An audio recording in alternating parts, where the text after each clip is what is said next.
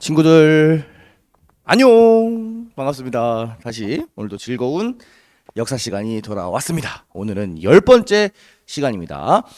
삼국의 발전과 경쟁 벌써 4번째 시간이고요.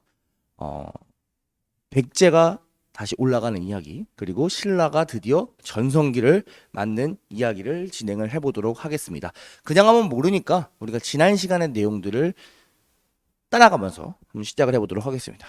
자, 고구려 백제 신라 각각 나라를 세웠던 사람들과 그 다음에 그 기틀을 다졌던 사람들을 우리가 전부 다 공부를 했을 겁니다. 맞습니까? 작은 나라에서 점점 더 큰 나라로 성장해 가고 있는 것들 여러분들이 기억을 하고 있을 거고요.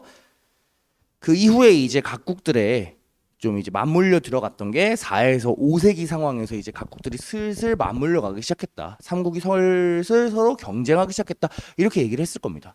자, 미천왕 시기에 낙랑군을 없애면서 고구려와 백제가 국경을 맞대게 되었고요. 그 이후에 근초고왕 때 위로 치고 올라가고요. 위기에 빠졌던 고구려를 소수림 왕이 살짝 건져내고 전성기를 광개토당이 맞이하고 다시 남쪽으로 본격적으로 쳐들어갑니다. 고구려 같은 경우에는 장수왕 때 이르러서 이제 평양 천도를 하게 되고요. 남진 정책을 통해서 완벽하게 백제에게 복수를 하는데 성공을 했지요. 결국에 백제는 서울을 잃고 웅진, 공주로 도망가게 되고요. 이때 백제를 다시 건져 올렸던 사람이 동성왕과 무령왕 되겠습니다. 동성왕은 결혼 동맹을 통해서 나제 동맹을 강화했고요. 무령왕 같은 경우에는 지방의 안정화를 꾀하기 위해서 22담로의 왕족을 파견했었지요. 자, 우리가 바로 지난 시간에는 신라 얘기를 했습니다. 신라가 왕권을 강화해 나가는 과정에서 지증왕이랑 버풍왕 이야기를 했었고요. 지증왕 같은 경우에는 드디어 왕의 칭호를 사용했다. 거서관 차차왕 이삭은 마립간 왕의 칭호를 사용했고, 버풍왕 같은 경우에 그것을 잘 받아가지고 나름대로 개혁을 통해서 점점 왕권을 강화하고 신라를 하나로 모으는데 성공했다까지 이야기를 했습니다. 이 뒤에 이야기를 한번 해보도록 하겠습니다. 자, 지금 백제랑 신라 공통점이 있습니다. 둘 다 고구려의 공격에서부터 조금 벗어나면서 다시 위로 치고 올라오려는 움직임을 보이고 있지요. 그럼 이 타이밍에 고구려는 무엇을 했나 보도록 하겠습니다. 당시 기록이 남아있어요. 일본석이라고 하는 일본의 역사책인데 당시 고구려의 상황이 남아있어서 가져와 봤습니다. 고구려에 큰 난리가 있었다. 고구려 왕에게는 3명의 부인이 있었다. 첫째 부인에게는 아들이 없었다. 둘째 부인과 셋째 부인이 아들을 낳았다. 고구려 왕이 병에 걸려 위독해지자 둘째 부인과 셋째 부인의 아버지들이 각각 자신의 손자를 왕으로 즉위시키고자 하였다. 궁궐 앞에서 양쪽의 군대가 북을 치면서 싸웠다. 셋째 부인의 아버지가 패하였으나 사흘 동안 군대를 해산하지 않고 저항했다. 둘째 부인의 아버지는 적을 모두 사로잡아서 죽였다. 2000여 명이나 되었다. 자, 6세기 당시의 고구려의 정치 상황을 나타내주는 사료입니다. 우리가 읽어봤을 때 고구려 정치 상황이 어때요 지금? 그죠? 개판이죠. 그러니까 왕의 그 장인어른이죠. 왕의 장인어른들이 둘이 편을 나눠가지고 싸우고 서로 반대파를 죽이고 이런 정치적으로 매우 혼란스러운 상황이었기 때문에 상대적으로 신라와 백제에게는 일종의 기회가 작용했을 겁니다. 그래서 신라랑 백제가 조금 다시 치고 올라올 수 있는 그런 타이밍을 벌어주었다. 이렇게 생각하면 되겠습니다. 자, 이때 동성왕, 무령왕 뒤에 나오는 왕이 누구냐? 바로 백제의 성왕입니다. 성왕 때 백제가 한번 다시 날아오를 수 있는 타이밍을 잡아요. 보도록 하겠습니다. 여러 가지가 있는데 하나하나 살펴보도록 하겠습니다. 첫째, 사비로 천도를 하게 됩니다. 사비는 지금의 부여 지역이에요. 자, 처음에 백제가 한성 지역, 위례성 지역에서 웅진으로 천도하는 건 자의로 천도한 거예요? 타의로 천도한 거예요? 그죠? 어쩔 수 없이 고구려가 위에서 내려와서 한성을 빼앗았기 때문에 어쩔 수 없이 웅진으로 이동했다면 이번에 웅진에서 사비로 이동하는 거는 자의로 성왕의 개인 의지로 이동한 겁니다. 당시 상황을 한번 보도록 하겠습니다. 왼쪽이 웅진이고 오른쪽이 사비예요. 파란 색깔은 궁궐 터를 표시를 한 겁니다. 그래서 보게 되면은 웅진 산에 이제 궁궐이 있고요. 그 아래쪽으로는 산이 둘러져 있고 위쪽에는 큰 강, 금강이 있습니다. 어때요? 굉장히 수도가 방어하기 유리하죠. 폐쇄적인 지형을 띠고 있어요. 우리가 지도 보고 느낌이 와야 돼. 반면에 사비는 어때요? 큰 강이 흐르고 있고 앞쪽에 널찍한 평야가 있어가지고 상당히 개방적인 느낌을 주고 있습니다. 우리가 이거 분석할 수 있어야 돼요. 느낌이 와야 돼요. 그죠? 그렇기 때문에 성황 때는 우리가 동성황이랑 무령왕 때 다시 한번 기틀을 다진 걸 바탕으로 다시 한번 뻗어나가 보자. 언제까지 백제가 이렇게 찌그러져 있을 거냐? 다시 한번 우리 힘차게 날아보자 라고 하면서 확장적인 지역으로 개방적인 지형으로 수도를 옮겼던 것이 바로 성황의 첫 번째 업적이 되겠습니다. 자, 그래서 부여를 가보시게 되면요 이런 느낌이었을 거라고 합니다. 큰 강 금강이 흐르고요, 뒤에 산이 있고요, 산 아래 이렇게 궁궐을 놨을 거고요, 앞쪽으로 큰 도로가 있고 여기 이렇게 호수도 있는 궁남지라고 하죠, 흔히. 그런 약간 계획 도시의 느낌으로 사비를 구성을 했을 것이다, 이렇게 추측을 하고 있습니다. 여러분이 경주는 많이 놀러 가는데 백제문화 쪽으로는 많이 안 놀러 가봤을 거예요. 충청도 사비도 부여도, 지금의 부여도 꽤 가볼 만합니다. 그래서 가보시게 되면 백제문화단지라는 곳에 백제 사비 궁궐을 이제 세트 형식으로 복원을 해놓은 게 있고요. 이쁘죠? 그 다음에 이제 역시 능사라고 하는 그런 절도 이렇게 잘 복원을 해놓은 것을 여러분이 가면 확인을 할 수 있어요. 이쁘지 않아요? 우측 목탑. 좋습니다. 넘어가도록 하겠습니다. 그 다음에 부여 가면 또 궁남지. 궁남지도 이뻐요. 그래서 이제 딱 호수가 이렇게 쫙 있고 날씨 좋을 때 걸어가면은 진짜 좋습니다. 한번 가보시길 바랍니다. 그리고 또 이런 것만 있냐? 호수만 있냐? 아니죠. 산에 올라가면은 또 산성도 있어요. 우리가 항상 평지에 궁궐이나 성이 있다면 그걸 보호하기 위해 수도 인근에다가는 산성을 마련하곤 했는데 사비 역시 마찬가지입니다. 성흥산성이라고 하는 산성이 주변에 있어요. 그래서 보면 되게 높지 않아요? 엄청 높고 높은 곳에 이렇게 쫙 이렇게 풍경이 좋은 곳에 산성이 쫙 있어가지고 이 나무가 또 유명해요. 이 나무가 무슨 나무로 유명하냐? 별명이 사랑나무예요. 왜냐면은 이 나무 이렇게 딱 찍어가지고 쫙 반으로 반전을 하면은 여기 하트 모양으로 나온다 그래서 사랑나무인데 여러분도 나중에 친구들, 가족들, 연인과 한번 이렇게 하니까 뭔가 사랑이 깨진 것 같다. 친구들, 가족들, 연인과 한번 찾아가 보기 바랍니다. 이건 선생님은 아니고요. 인터넷에서 가져온 사진입니다. 뒷모습이니까 괜찮겠죠? 넘어가겠습니다. 네. 자, 그래서 첫 번째 부여를 천도했다. 부여, 사비, 놀러가 볼 만하니까 놀러가 보세요. 자, 두 번째 중앙관청과 지방제도를 정비했다. 아무래도 뭐 중앙에서 정치를 해야 되니까, 그죠? 정치를 잘 정비를 해서 체계를 마련했다. 뭐 그렇게 가볍게 생각하면 좋을 것 같아요. 국호를 변경합니다. 나라의 이름을 바꿔요. 뭘로? 남부여로 바꿉니다. 무슨 부여? 남부여. 남쪽에 있는 부여다. 우리는 부여에서 온 사람들이다. 라고 하는 겁니다. 원래 백제 사람들은 고구려에서 왔잖아요. 그죠? 삼국사기 기록에 따르면 온조가 고구려에서 왔다고 하죠. 그런데 지금 고구려랑 한참 싸우고 있는 와중인데 고구려의 계승을 막 강하게 얘기하면은 백제 사람들 입장에서는 조금 맞지 않다고 생각했을 것 같아요. 그러니까 우리는 고구려가 아니라 한 칸 뛰어서 백제에서 왔다. 우리는 그 옛날에 고조선이 있을 때부터 있었던 그 부여라고 하는 나라가 남쪽에 있는 버전이 우리다. 라고 하면서 부여 계승 의식을 밝혔던 게 바로 남부여라고 하는 국호의 의미고요. 자, 다음 네 번째, 일본의 불교를 전파합니다. 아직까지 일본의 불교가 가지 않았었는데 성왕 때 일본의 불교를 전달을 해줍니다.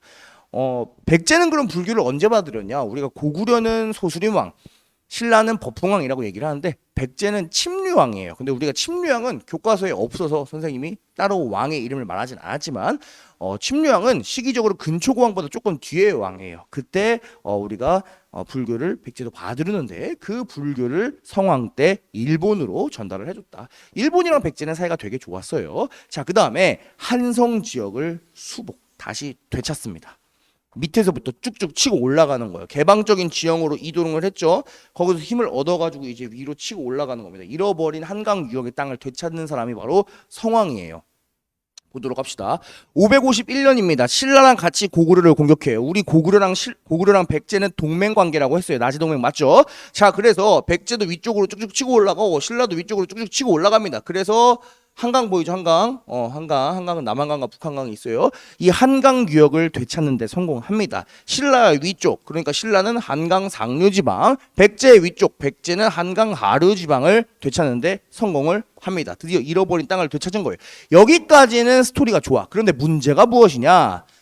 이때 신라의 왕이 진흥왕이었는데 신라의 진흥왕이 이 지역을 차지한 것에서 만족을 하지 않고 한강 하류 지역까지 쳐들어오게 됩니다. 그러면서 원래 백제가 잃어버렸다가 되찾은 이 땅을 신라가 꿀꺽 이만큼 다 차지를 해버리게 되는 겁니다. 당연히 성왕으로서는 굉장히 분노했을 거예요. 아니 우리가 그래도 한때 동맹이었는데 이렇게 동맹을 배신하고 나제 동맹을 배신하고 자기가 모든 한강 유역을 다 차지해도 되는 거야? 라고 해서 분노한 성왕은 어떻게 하냐? 군대를 동원을 해가지고 신라랑 싸워야겠죠. 이제는 더 이상 동맹이 아닙니다. 얘네들이 먼저 배신을 한 거예요. 자, 그래서 백제 가야 외 연합군을 꾸려가지고 신라를 총 공격하기로 합니다. 실제로 이때 활약했던 군대를 이끌었던 사람도 성왕의 아들이었던 나중에 위덕왕이 되는 성왕의 왕자가 직접 나가서 군대를 이끌 정도로 백제로서는 상당히 사활을 건 그런 싸움이었다. 이렇게 여러분이 생각을 하시면 됩니다. 근데 어떤 일이 있었냐? 여기 가시게 되면 지금 충청도 지역에 관산성이라고 하는 성이 있어요. 이 관산성에서 한참 이제 전투가 공방전이 벌어지고 있는데 이때 군대를 이끌던 게 성왕의 아들이에요. 그러니까 성왕 입장에서는 어떻게 했어요? 아들을 도와주러 가야 되잖아요. 아빠니까. 그래서 소수의 군대만 이끌고 내가 빨리 관산성으로 들어가 가지고 아들 응원도 해주고 왕이 직접 가면은 아무래도 군사들이 사기가 올라가죠. 와, 우리 왕이 우리와 함께 하신다 막 이럴 거 아니에요. 그러니까 응원차 빨리 지원해주고자 소수의 약 50여 기 정도의 기병만 이끌고 빨리 이제 관산성 지역으로 넘어가고 있었는데 문제는 그 이야기를 신라의 스파이들이 듣고 있다가 미리 매복해서 성왕이 지나가는 곳을 착 급습을 해가지고 성왕을 잡아버린 거예요. 그리고 성왕을 어떻게 했을까? 죽여버립니다. 그래서 관산성 전투에서 성왕이 사망을 하게 되어 버리는 겁니다. 그리고 성왕이 사망하게 되고 당연히 한강 유역은 계속 누가 차지했다? 신라가 차지를 하게 되었다. 뭐 신라 입장에서도 이해는 되죠, 그죠? 한강 상류랑 한강 하류를 비교했을 때 우리가 한번 비교를 해봅시다. 한강 상류 지역은 어때요? 여기는 산악 지역입니다, 그죠? 반면에 한강 하류는 어때요? 여기는 평야 지형이에요. 지금의 서울 경기 지역이잖아요, 그죠? 그리고 한강 하류는 있으면 좋은 게 뭐냐? 이 한강 하류 물길을 통해서 바로 바다로 나아가서 중국으로 나아갈 수 있습니다. 반면에 한강 상류는 차제와제 여기를 백제 애들이 막고 있으면 아무도 쓸모가 없잖아요, 그죠? 그렇기 때문에 신라 입장에서는 알짜배기 땅인 한강 하류를 차지를 하고 싶었을 거고요. 그 때문에 나제 동맹을 진흥왕이 파기를 해버렸다. 이렇게 여러분이 생각을 해주시면 되겠습니다. 자, 그러면은 진흥왕으로 한번 넘어가 보도록 하겠습니다. 백제는 결국에 마지막 기회, 다시 한번 날아올 수 있는 마지막 기회가 거의 성왕 때라고 보시면 돼요. 뒤에도 여러 번 노력이 있지만 그래도 성왕 때가 가장 큰 분기점이었다. 관산선 전투에서 성왕이 사망하게 되면서 안타깝게 꺾이게 되었다. 이렇게 생각하면 중학교 수준에서는 큰 문제가 없을 것 같습니다. 자, 진흥왕 넘어가도록 하겠습니다. 성왕의 영혼의 라이벌이겠죠. 그리고 신라의 전성기를 이끌었던 왕입니다. 지징왕, 버풍왕, 진흥왕. 첫째, 한강 유역을 확보합니다. 아까 얘기했죠. 같이 올라갔다가 배신해가지고 여기를 다 차지를 했다. 한강 유역을 차지를 했다. 한강 유역을 얻으면 좋은 것이 무엇이냐? 중국과 직접 교류를 할 수 있습니다. 신라는 그 전에 중국에 사신을 보내고 싶으면은 고구려를 따라서 가거나 아니면은 백제를 따라서 갔습니다. 나제 동맹일 때는 무령왕 때 백제가 중국에 사신을 보낼 때 신라의 사신이 같이 갔다라고 하는 기록도 있어요. 자, 그리고 두 번째 황룡사라고 하는 절을 건설을 합니다.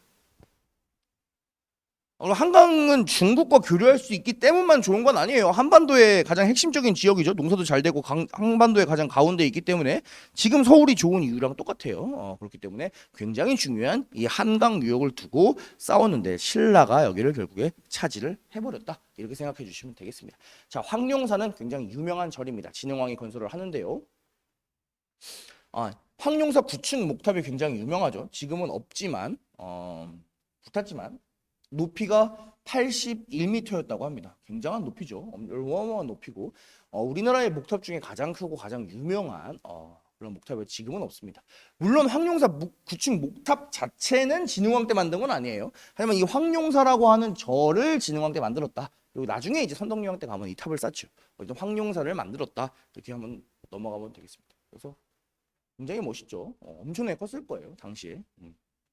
안타깝게도 황룡사 9층 목탑은 언제? 나중에 고려시대 때. 고려시대 때 몽골군이 쳐들어왔을 때 황룡사 9층 목탑은 불타게 됩니다. 그러니까 거의 몇 년이라고 그래야지? 거의 700년, 600년 가까이 나무로 된 구축 목탑이 버티고 있었는데 지금은 이제 불타가지고 없어진 게 상당히 안타깝다라고 얘기를 할 수 있겠습니다. 그래서 지금은 터밖에 없어요. 지금 가보게 되면은 큰 건물터가 있고 여기 가운데가 목탑 자리. 가운데가 이렇게 탑에 자리가 있어서 아마 이렇게 높지 않았을까 한번 생각을 해봅니다. 참 안타깝죠. 그래도 황룡사 한번 경주를 놀러 가면 황룡사 터를 한번 그래도 가볼만 합니다. 가보길 추천을 해요. 일단 이뻐요. 가서 보면은 봄에는 이렇게 청보리라고 해가지고 청보리가 이쁘게 피고요. 가을에 가면은 또 코스모스가 또 아주 이쁘게 핍니다. 주황색깔 코스모스가 이쁘게 펴요. 그래서 여러분 나중에 황룡사 가보면은 황룡사 터를 가보면은 그 규모를 한번 느껴보고 황룡사 구축 목탑이 얼마나 컸을지 한번 생각해보고 황룡사라고 하는 절을 마련함으로써 불교 종교를 이용한다는 것은 왕이 국민들 하나 끌어모으는 거잖아요. 그래서 진흥왕이 어떠한 꿈을 꾸었을지 나제 동맹을 배신한다는 것도 사실 쉬운 일이 아닐 거예요. 백제를 배신하는 순간 신라가 고구려랑 백제를 2대1로 상대해야 되는 상황이 오는 거잖아요. 그러니까 쉽게 아무리 한강이 탐난다고 하더라도 나제 동맹을 쉽게 배신할 수 없었을 텐데 진흥왕은 과연 어떤 생각으로 백제를 배신을 했을까? 뭐 그런 것도 우리가 한번 신라의 경주에 가가지고 생각을 해보면 재밌겠지요. 황룡사 건설까지 봤고요. 세 번째 화랑도를 조직합니다. 화랑도는 무엇이냐? 우리나라에서 관련된 드라마를 만든 적이 있죠. 자, 화랑도는 신라의 청년 단체입니다. 신라의 청년 단체인데 귀족 출신과 평민 출신들을 전부 다 아울러서 귀족 출신은 화랑, 평민 출신 낭도라고 부르는데 청년들을 모아가지고 같이 무예도 연습하고 학문도 연습하면서 훌륭한 사람이 되어서 신라를 위한 인재가 되는 그런 인재 양성 단체가 되겠습니다. 그래서 뭐 이름난 산과 계곡들을 서로 유랑하면서 호연지기를 키우고 신라를 위한 마음가짐을 키워서 활약을 하게 되는 거죠. 기록에 의하면은 어진 재상 충성스러운 신하가 이 화랑도로부터 나왔고 훌륭한 장수와 용감한 병졸이 이로부터 생겼다라고 하는 말이 있을 정도로 나중에 신라가 백제랑 고구려랑 한바탕 붙을 때 큰 역할을 하는 단체가 화랑도입니다. 이 화랑도를 국가 수준의 단체로 재편한 것이 진흥왕 되겠습니다. 그래서 화랑도의 규범인 세속 5개가 상당히 재밌어서 여러분 교과서에 있어서 선생님이 한번 읽어주도록 하겠습니다. 그래서 여러분이 지금도 읽어보면은 꽤 도움이 되는 말들이에요. 첫째, 왕에게 충성해라. 뭐 왕은 지금 없긴 하지만 그죠? 두 번째, 부모님께 효도해라. 셋째, 친구를 사귈 때는 신뢰로서 사귀라. 네 번째, 살생은 가려서 해라. 폭력은 꼭 쓸 수 있을 때만 꼭 반드시 써야 할 때만 폭력을 사용하라는 거죠. 다섯 번째, 싸움에서 물러서지 마라. 폭력은 될 수 있으면 쓰지 말되 진짜 어쩔 수 없이 폭력을 써야 되는 순간이 있잖아요. 그죠? 뭐 여러분의 가족이 위험에 빠졌다거나 여러분의 어떤 진짜 절체절명의 위기에 빠졌다거나 진짜 이거는 폭력이 아니면은 해결할 수 없는 상황이 될 수도 있잖아요. 그런데 그럴 때는 어떻게 해라? 싸움에서 물러서지 마라. 삼국시대잖아요. 그죠? 고구려 백제가 쳐들어왔을 때 절대 물러서지 말아라. 뭐 이런 내용들을 가리키고 있는 것이죠. 자, 그다음에 진흥왕 또 무슨 일을 했냐? 대가야를 멸망시킵니다. 자, 처음에 진흥왕이 시작할 때 영토가 이 정도였어요. 그런데 갈수록 영토를 확장시키는 겁니다. 그래서 이쪽에 가야 지역으로 미친 듯이 밀고 들어가게 됩니다. 결국에 대가야가 멸망하게 되지요. 자, 우리 금관가야. 우리 김해에 있었던 금관가야는 이미 버풍왕 때 멸망했죠. 그런데 대가야, 후기 가야 연맹이 이끌었던 대가야를 멸망시키고 그로 인해서 아예 가야 연맹 자체를 멸망시켜 버리는 것은 진흥왕 때가 되겠습니다. 자, 그 다음에 원래 이 정도 영토. 원래 이렇게 조그만 영토였어요. 조그만 영토였는데 영토를 미친 듯이 넓힙니다. 한강까지 가고요. 가야 지역 정복하고요. 동해안을 따라서 고구려 지역까지 올라갑니다. 이렇게 넓은 영토를 차지했기 때문에 어때요? 그 영토를 자기가 한번 스스로 가보고 싶지요. 그걸 기념을 하고 싶지요. 그래서 영토를 확장한 이후에 진흥왕은 어떻게 한다? 그 자기가 방문한 지역에다가 순수비를 건설합니다. 순수비는 무엇이냐? 순수한 비석. 그러니까 막 이노센트하고 퓨어한 비석이 아니라 왕이 직접 다녀가서 만들었다라고 생각하면 되겠습니다. 서울에도 있어요. 북한산에 가보면 비봉이라고 하는 곳에 이렇게 북한산 순수비가 있는 것을 볼 수 있습니다. 헷갈리는 친구 있던데 북한산은 북한에 있는 산이 아니라 한양, 한성의 북쪽에 있다 그래서 우리가 북한산이라고 부릅니다. 서울 북쪽에 있는 산이에요. 그래서 가보게 보면은 이렇게 많은 영토를 차지를 했죠. 원래는 한강 유역도 아니라 원래 이 정도가 신라 땅이었을 거예요. 그런데 이제 진흥왕 때 영토를 넓히면서 이런 지역에다가 직접 순수비를 세웠다. 이런 것도 여러분이 체크를 해주시면 되겠습니다. 진흥왕 이후 이야기를 해볼게요. 자, 진흥왕 때 전성기를 차지해서 영토를 미친 듯이 넓힌 것까지는 좋았어요. 근데 그 뒤에 후폭풍이 있을 거 아니야. 그죠? 자, 신라는 고구려는 어땠을까요? 고구려는 여만큼 땅을 빼앗겼으니까 다시 반격을 하겠죠. 고구려는 다시 반격을 할 거고요. 백제는 어떨까요? 백제 역시 마찬가지입니다. 백제랑 신라가 한때는 동맹이었어. 근데 이제는 옛날의 관계를 회복할 수 없습니다. 동맹을 파기한 것뿐만 아니라 백제 성왕까지 신라가 죽여버렸기 때문에 철천지 원수가 됐을 겁니다. 그래서 고구려 역시 반격하고요. 백제 역시 신라를 공격을 하게 됩니다. 그러면서 삼국이 서로 싸우는 항쟁이 더욱더 격화되었다. 이렇게 체크를 해주시면 되겠습니다. 고구려가 싸울 때 유명한 사람이 있지요. 온달 장군 들어본 적 있을 겁니다. 온달 장군. 바보 온달. 이거는 여러분 그 아차산에 있는 서울에 우리 학교랑 가깝죠? 아차산에 있는 고구려 유적이에요. 고구려가 이 시기에 이렇게 내려와서 보루도 쌓고 막 싸웠다. 뭐 이런 것들 우리가 생각해 주면 되겠습니다. 바보 온달 얘기가 이제 남아있는 사료가 있어서 한번 읽어보도록 하겠습니다. 고구려의 영양왕이 즉위하자 온달이 아뢰었다. 생각하건대 신라가 우리 한강 유역의 땅을 빼앗아 9년으로 삼아 백성들이 가슴 아파하고 원망스러워하며 부모의 나라를 잊은 적이 없습니다. 원컨대 대왕께서 저를 어리석고 못나다 생각하지 마시고 저에게 군대를 주신다면 가서 우리 땅을 되찾겠습니다. 왕이 허락하였다. 출전에 즈음하여 맹세하기를 우리 땅을 되찾지 못한다면 내가 돌아오지 않겠다 라고 하였다. 마침내 출전하여 신라군과 아차성 아래에서 전투를 하였는데 날아오는 화살에 맞아서 쓰러져 죽었다. 그래서 온달이 열심히 고구려 땅을 되찾기 위해서 신라와 여러 번 전쟁을 했습니다. 여러 번 전투를 했는데 그 중에 아차산 아래에서 싸우다가 결국에 화살에 맞아서 죽었다. 온달의 장례를 치르려고 하였지만 관이 움직이지 않았다. 왜 안 움직였을까요? 아까 뭐라 그랬어? 땅을 되찾지 못한다면 돌아오지 않겠다라 그랬어요. 그러니까 그 신라 앞에 땅에서 관이 안 움직이는 거야. 막 움직여야 되는데 고구려를 갖고 올라가야 되는데 돌아오지 않겠다고 했기 때문에 관이 움직이지 않았습니다. 그러니까 공주가 가가지고 얘기를 하기를 어루만지면서 죽음과 삶이 이미 결정되었으니 돌아가시지요 라고 말하자 드디어 관이 움직였다. 그래서 장례를 치를 수 있었다 라고 하는 이야기가 전해져 내려오고 있습니다. 그래서 우리가 진흥왕 이후에는 고구려도 신라를 공격하고 백제도 신라를 공격하고 이렇게 삼국이 정신없이 싸우는 모습이 전개되었다. 이렇게 여러분이 생각을 해주시면 되겠습니다. 아차산에 가면은 그래서 온달 장군과 온달 장군의 부인이었던 평강공주의 동상도 우리가 볼 수가 있지요. 자, 오늘 배운 내용 정리하도록 하겠습니다. 백제 같은 경우에는 성왕이 있었죠. 동성왕 무령왕에게 다져놓고 성왕에게 다시 한번 부활하기 위해서 개방적인 지경이었던 사비로 전도를 하고요. 그 다음에 신라랑 같이 한강 유역을, 여기 중요한 게 빠졌네요. 한강 정복. 그죠? 근데 한강을 일시적으로 정복을 했죠. 왜? 신라가 그 땅을 뺐으니까요. 결국에 관산성 전투로 사망하게 되고요. 신라의 진흥왕 같은 경우에는 한강 유역을 차지했다. 나지동맹을 배신했다. 황룡사 세우고 화랑도 만들고 순수비 세우고 결국 가야까지도 멸망시켜서 신라의 전성기를 이뤘다. 이후에 삼국은 더욱더 심한 경쟁으로 지나갔다 라고 얘기를 하시면 되겠습니다. 좋습니다. 정말 수고가 많았고요. 우리가 10강까지는 정치사였어요. 그래서 정치사 얘기를 마치고 다음 시간에는 문화사, 여러 가지 문화유산이나 이런 것들을 조금 보고 그 다음에 기말고사 타이밍에 맞춰서 다시 정치사로 돌아오면 되겠습니다. 정말 수고 많았습니다. 다음 시간에 만나요. 안녕.